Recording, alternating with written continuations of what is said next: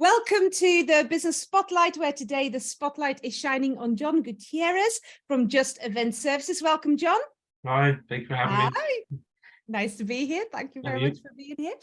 To start us off with, please tell our viewers and our listeners a little bit more about you in the business, please. Oh, perfect. So I am the director for Just Event Services, previously as Just Go Parking. Started 6 years ago as an event service for car parking and traffic management, having been in the industry for 15 years prior to that. So just wanted to start my own business and take it forward and dedicate it. And this year we've then evolved to Just Event Services, as we don't just do parking and traffic, we do security and stewarding. Okay. Yeah.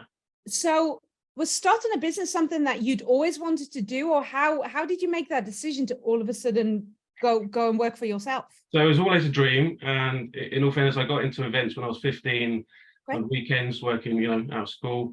But when I was 18, I actually started my first business in car audio. So being a petrol head, I kind of thought, that was the way. And yeah, I ended up having a shop in where I used to live on the high street.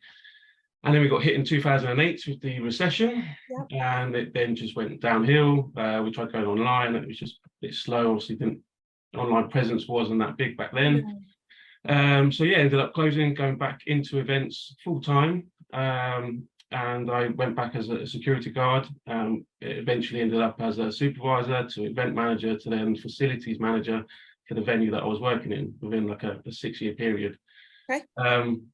But that then got a bit too much, and I decided to leave, and I went to work for Honda, and I did a year as a sales executive, but that has kind of helped me in the future. And after a year, kind of decided, that wasn't for me, and I went back into events as a senior operations manager. I haven't had so much experience, but then a year later, I kind of wanted to start a business again, relaunched the car audio online, which is just a drop shipping kind of business that's still ticking over.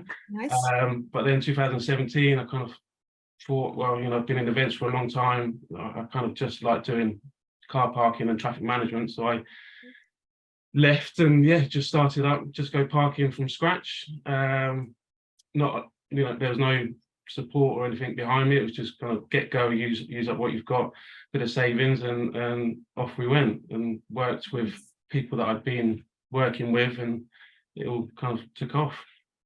Nice. So talk me through what you do really well as a business, like why you over some of your competitors? So I believe it's because of my personal touch, and I kind of try and go to all of the events that we run, try and do most of all the work that we do, and train everyone myself and be hands-on. But there's also kind of the guys that I bring on board.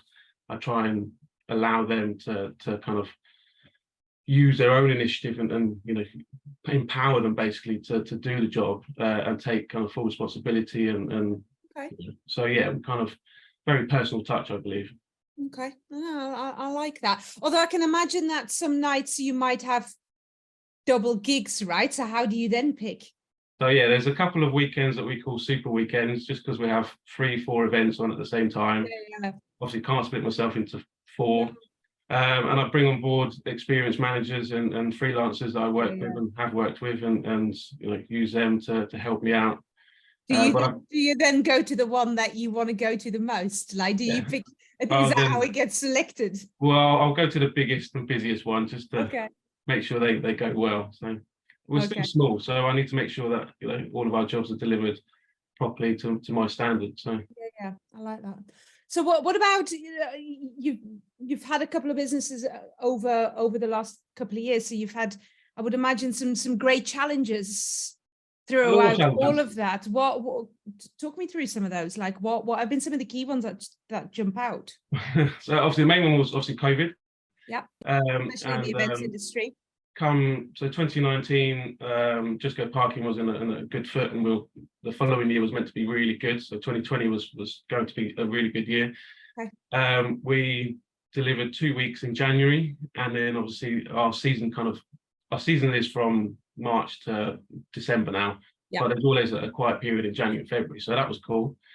Obviously March lockdown, all events cancelled, kind of sitting here thinking, what are we going to do? I had to furlough obviously all of our staff, and yeah, it was just that was kind of our biggest down. But after about 4 weeks of lockdown, I was sitting around thinking, I can't do this. I started another business in cleaning, as you could, if you're thinking outside the box, what can you do? Obviously labourers and people, one workman could go into a household as such with COVID measures. So I started oven cleaning. And bought a van, did a course, did equipment, and built the business, Shine Again Ovens. And that is, again, one of my other businesses that is obviously running. Like a serial entrepreneur. And I was literally just out there kind of 5 days a week cleaning people's ovens. Yeah. Then 2021, end of 2020, sorry, the business, we managed to have one of our events go ahead, but then we were closed early because of further measures. So we only did 3 weeks out of a 6-week event, but that was better than nothing. And 2021, it then just started to pick up a little bit more. The cleaning business evolved, so the oven cleaning business evolved to include cleaning services. So we worked with local estate agents to do end of tenancy cleaning, which includes carpet cleaning, full deep cleans. Wow. And we also then picked up a contract with a local Airbnb host who has several properties, and we do all their turnarounds. And again, it's a small team, and I try and go to some of the cleans to make sure that they're done properly. So yeah, very busy. But yeah, just, I guess from downs and failures, you kind of find good bits, and you just have to keep going. I was going to say, I think one of the things for me that pops in my head when I hear that story is actually you're really good at adapting straight away and going, what's working, what isn't working, where do I now need to be? Even if you go back to what you said already about 2008, where the business wasn't fully where you wanted to be, you wanted to move it online, you're good at looking at what's next. Yeah. So the car audio business, Jag 88, obviously that is online based, just because there's no point having a shop front. However, this year that business has evolved to a motor trade business, and now we're a motor trader. We still do car audio, but we also do car services. We buy and sell cars and vans, and we do camper van conversions, which again, that came out of COVID. So some of our event vans that we had in stock were sitting there, and being me, I converted them to camper vans. And used all my skills. I'm a jack of all trades, master of none. But I used my skills that I have and converted these vans and sold them. Again, that was income to keep the event business afloat, because there was no income. And that's now evolved. So currently 3 main businesses running simultaneously and growing, I guess. And it's just how do you keep plates spinning like that? Because in my experience, a lot of business owners already find it really hard to just keep plate spinning for one business, but you're doing 3. So how? I'm up at 5 in the morning every day, in bed at 11. So it's a long day. I have a 2.5-year-old boy, a dog, wife, family. So we juggle it. But again, I have people on board that help me. So it's not just me. I've got a team that'll help me, and they go out and do the jobs and run it.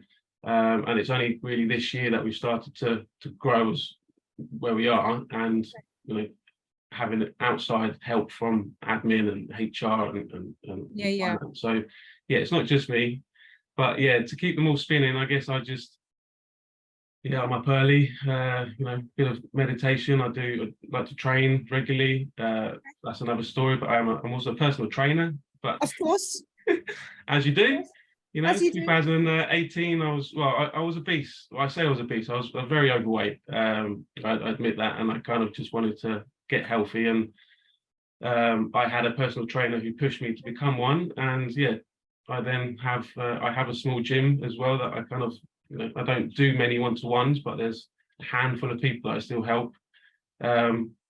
It's just that one of those businesses that could potentially be something in the future. But and it's like going back to Honda. A year in Honda car sales has now helped me to become a motor trader. So it all helps.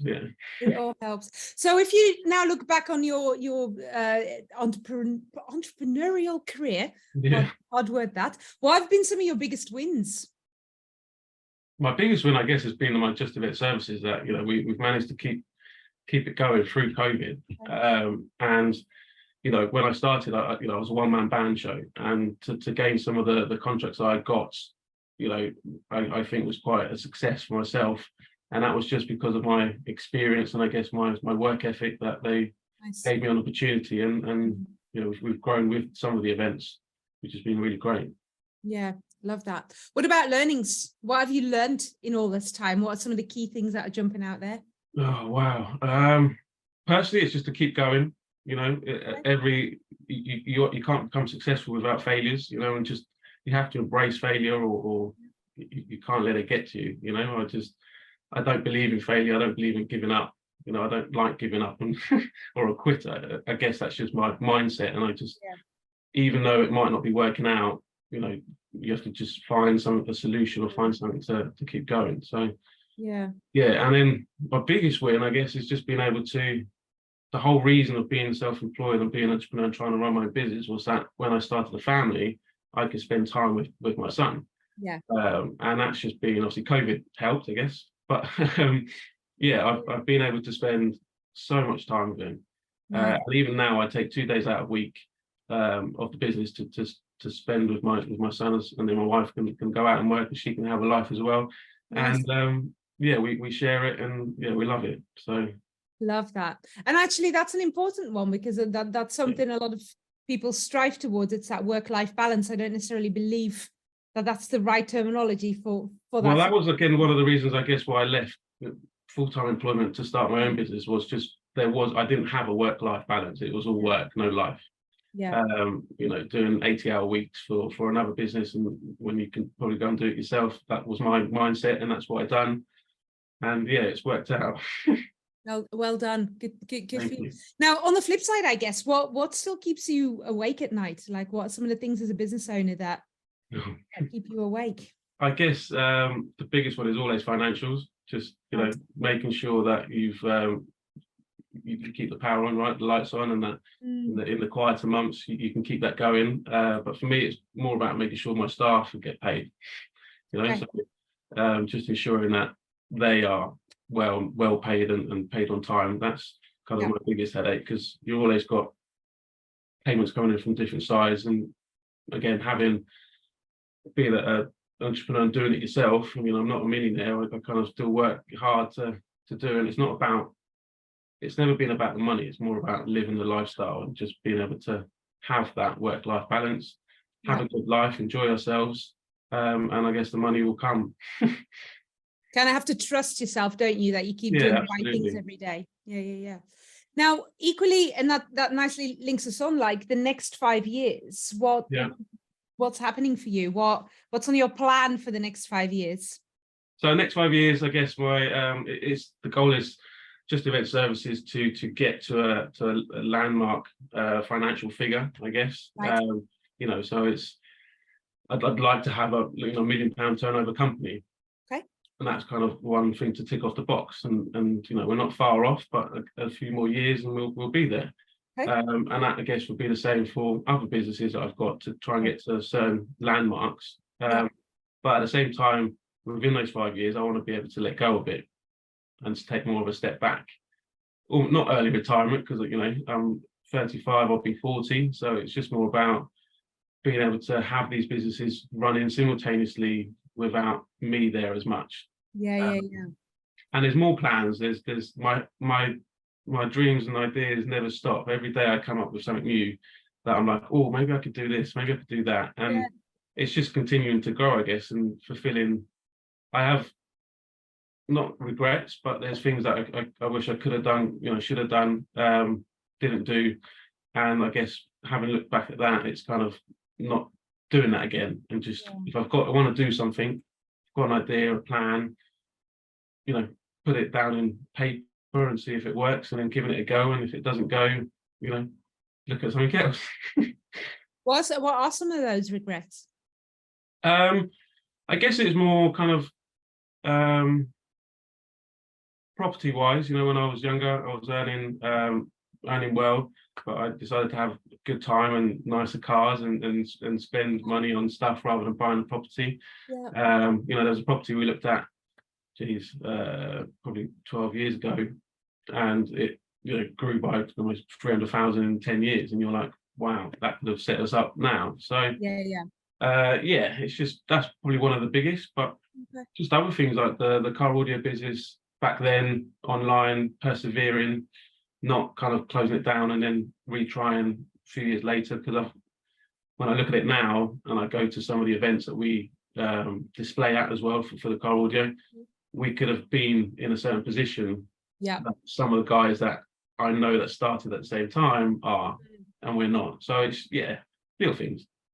It reminds me a bit of that. I don't know whether you've seen it. There's like a meme going around on social media. It's been going around for years, of these people that are looking for gold, and you see them in a tunnel. Yeah. Decide to turn round, and the gold is just on the other side of the wall, but they've given up too early. Absolutely, I've seen that. Yeah. Thing, isn't it? As a business owner, it's sometimes hard, I think, to make that difference between when is it time to go, this isn't working, versus when do you continue. That's it. And it's like currently the cleaning business, that we struggle with staff. So as I think a lot of businesses nowadays struggle a lot with finding staff and retaining or keeping or finding the right person. And at the moment, the cleaning business is on hold, right? So I'm not doing oven cleaning. I've tried employing people, but that's not worked out, and finding the right fit. So the oven cleaning is kind of on hold, and it's just one of those things, right? If I can find someone, then great. But we're also then maybe looking at selling the business. So, and if that works out, then happy days. I can then try something else.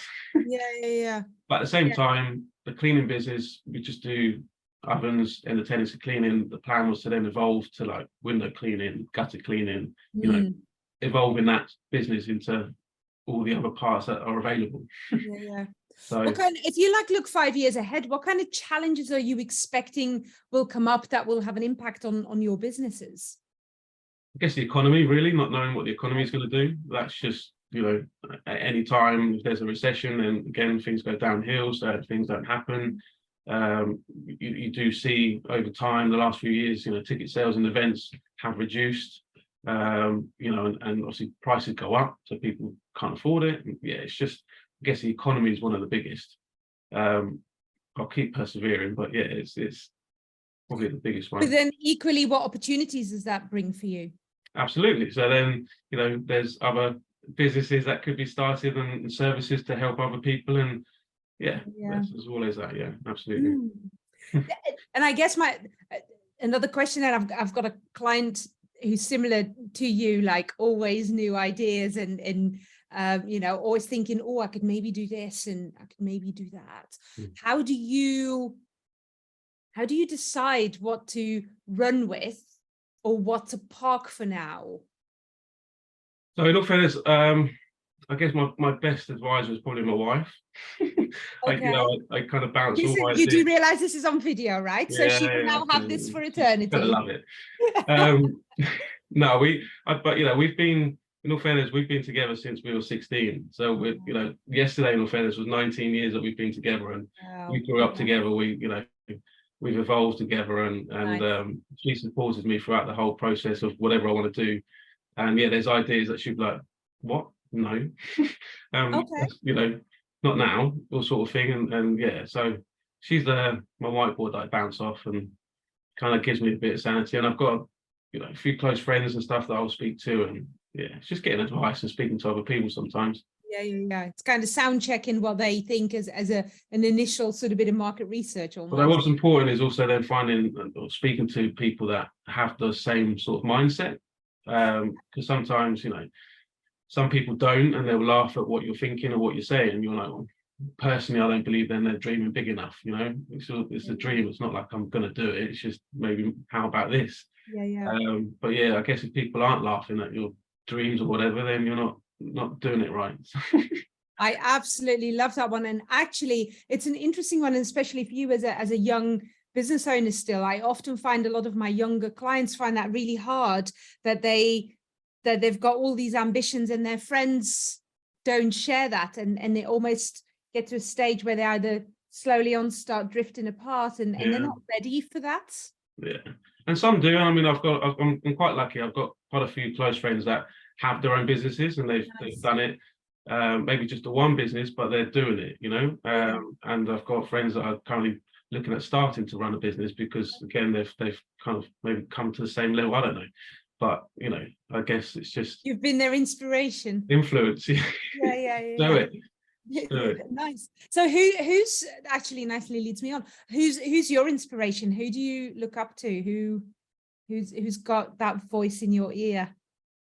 It's a hard one in all fairness, only because I never said it was going to be easy, John. yeah, it's just I don't know. I mean, you know, I'm very grateful to my mum. She's a very hard worker, and she's, you know, persevered throughout her life. You know, brought me up on her own, and she's worked hard. And I guess I've had that work ethic from her from a very young age. But yeah, I mean, I just don't know. I wouldn't say there's a particular role model. I mean, there's a lot of people out there, business owners, athletes, you know, sports people, you know, that are at the top of their game that influence, and you know, I follow them all, you know, like a bit of Lewis Hamilton, you know, I'm a F1 fanatic car driver, so he's always of course you are, petrol head. Yeah, just to name one.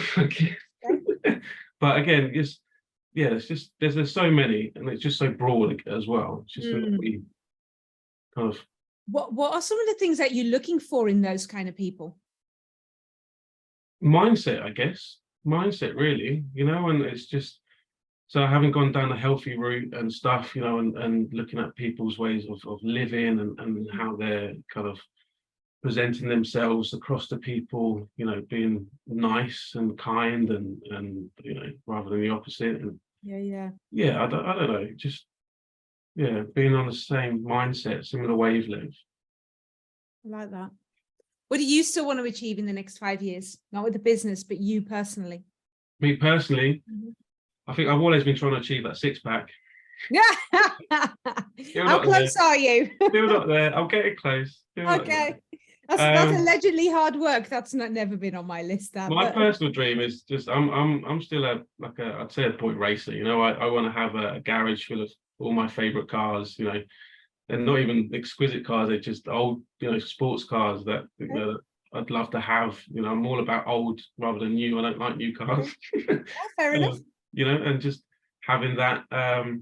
I'd love to have a farm, to live on a farm where it's just open space, you know, have a barn where the cars are kept, have another barn where the businesses are, and just have that life. Yeah. That's the goal. Love that one. Love that one. If you had the opportunity to go back and talk to 18-year-old John, yeah, what would you tell him? Patience. Patience. Patience, yeah. I mean, I got told by somebody back then, you know, it was all about patience, but I just didn't believe him. I was like, I want it now. I want to do it now. But yeah, looking back, you know, patience, I guess perseverance as well. You know, to just persevere, just keep going rather than stopping. I learned that obviously later on, you know. Yeah. But yeah, absolutely. And obviously to have a work-life balance, because that was one thing I didn't have. Do you still struggle with patience? Have you learned over the years that, because you can look back, I often talk about this, like hindsight's 20/20 vision, which is lovely, but you kind of need to go through that and then out the other end before you can look back. So does that now change how you feel about things as you're going through them, or actually you're still quite impatient? No, I'm still, yeah, I've calmed down a lot. Okay. Yeah, it all comes, it will happen, you know. I'm kind of one of those where it is what it is sort of thing now. Yeah. So What's your dream job? Like whether it's with the events business or it's something else, is there like something when you go, if I can do that, that's my ultimate tick off the list? Wow. I think ultimately I'd love to live on like a conservation, you know, safari conservation, and be able to be out there with animals, just in the sun, you know, just by a lake somewhere, chilling. Not in the UK then. Nice clear sky, so I can do a bit of stargazing. Yeah, not in the UK. Yeah. Gonna say sunshine, what's that? But I love that. That's amazing. And obviously have some old cars in the barn. And have loads of cars, yeah, and a track that I can race around and moan. That'll scare the animals. That's not good, though.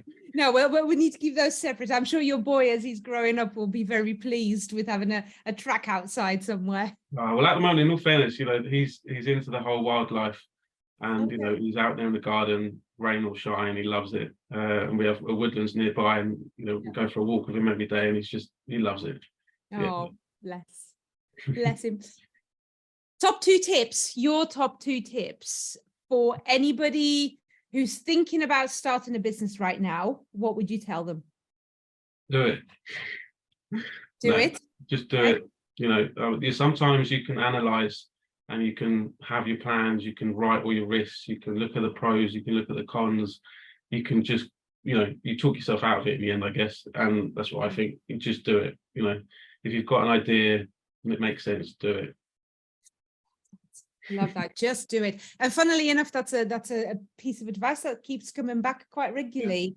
I wish I'd started it earlier. Do it. Don't hesitate. Just take the risk. I mean, there's still things where I wish I'd done and I still haven't done, and there's courses and stuff like, so there's that whole digital marketing element, right? Okay. Online and being able to make money from digital marketing. And I did a course probably back in 2013 about it and learned about it. And every 5 years it kind of comes back up in a different form, and you're like, I know the basics of it. But it's just, I'm not one of these guys that likes to sit down on a PC, and that's not for me. Although I guess for some people, and that is the dream, right? Having an online or something that's just generating income. You go on, click for a couple of hours, check it's all working, and off you go and do whatever. But yeah, it's just, I guess patience still hasn't got to me in that element, but not fully. We're not there yet. Work in progress. Has running a business, has having a business been what you thought it was going to be like? Has it been harder? Has it been easier? Has it been kind of on par? So yeah, it was never going to be easy. I had that expectation, but yeah, it's definitely been harder than I thought it would be. And I guess having the support of somebody there to help you, my wife has supported me, which has been great, and that's what you need. But yeah, I guess at times it has been difficult, especially in the first year or two when you're starting up. There's no financial backing. You've sacrificed a salary, right? I mean, a lot of people say to me, well, maybe you should have had a bit more savings before you decided to just, leave your job and start a business. And I'm like, well, yeah, maybe I should have. But, turned out I needed a couple of grand, and that got the business running. And yes, we needed an income. Thankfully, my wife was in full-time employment, and I guess she covered the bills back then. And that allowed me to grow the business and be where we are now. It's an interesting one, that one, isn't it? Is that when you're looking back now, and you kind of just said it, but I think that what I often find, we're having a lot of conversations right now around people starting a business and not really anticipating how hard it was going to be to get business, and therefore the financial is the lack of financial is an outcome of that. And I don't know whether that just isn't out there enough. No, I guess it's not. I mean, it's, things like The Apprentice, right? It's great, but actually in reality, it's not that easy. You can't just go and get a stall at a market and start selling stuff that you bought from your cash and carry. You need to have your liability insurance. You have to pay a fee for your pitch. You have to buy the equipment. You have to have cash flow. You have to have a van to transport it, and it all adds up. And in events, when I started up, it was kind of, yes, I knew the contracts wasn't going to be easy to get.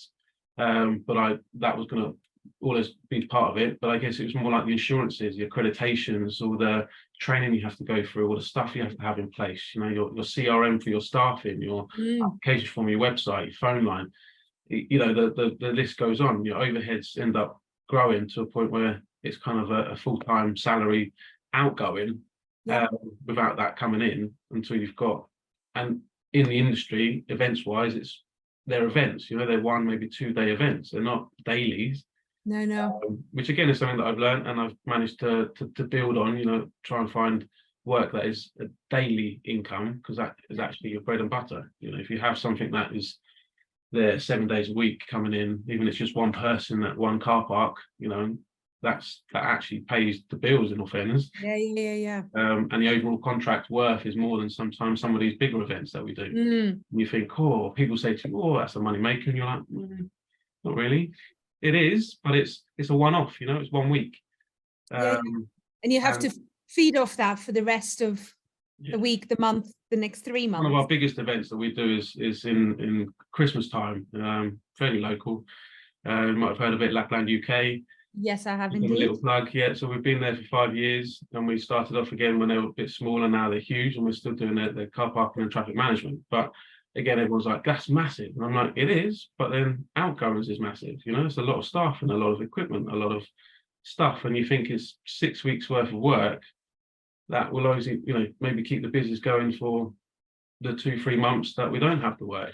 And then, yeah, and people don't really see that, I guess. But no, and I think that's often maybe where the discrepancy sits with a little bit like what you did, where you said, I'm starting my own business. I've been in events for 15 years. You don't see all those bits that then become a huge.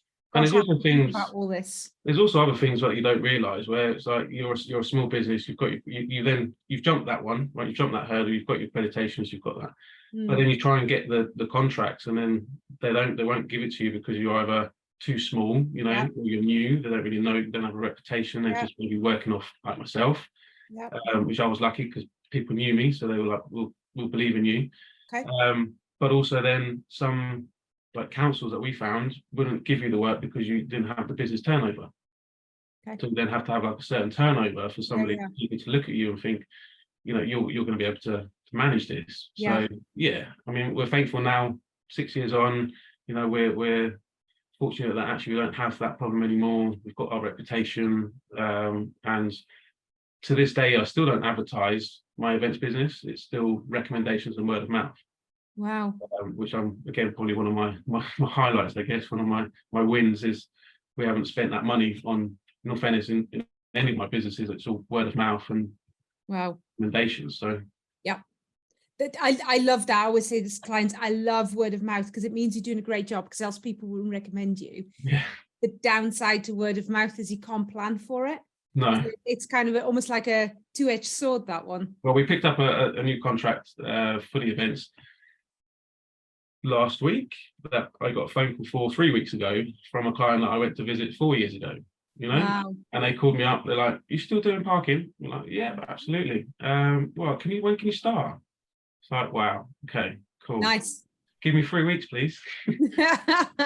And yeah, we've been there from Sunday the 14th, and we've done 3 events already, and another event this week, and it's just every week now. Nice. Stop. So yeah. So I guess it's all about doing a good job, having the right team, your attention to detail, as you were already saying, making sure it's up to your standards is what keeps 100%. coming back. 100%. Okay. My last question is, normally I can guess the answer, but I'm going to ask it anyway, because I kind of feel like it's not fully finished if we've not asked this question. Knowing what you know now, would you start a business again? Absolutely.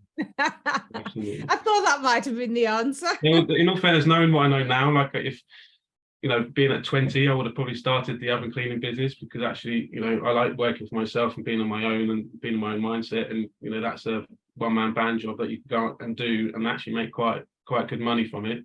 It's a dirty job, but yeah. And then who knows where that could have evolved from. But yeah, definitely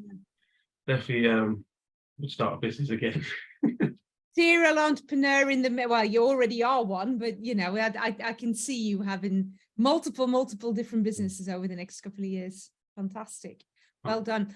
Thank you so much, John, for your time and for sharing your story with us and some of your wisdom. The link to connect up with John, or the links to connect up with John, are in the comment section below. So please go and do that. Thank you for watching the Business Spotlight. Until next time. Thanks, John. Thank you.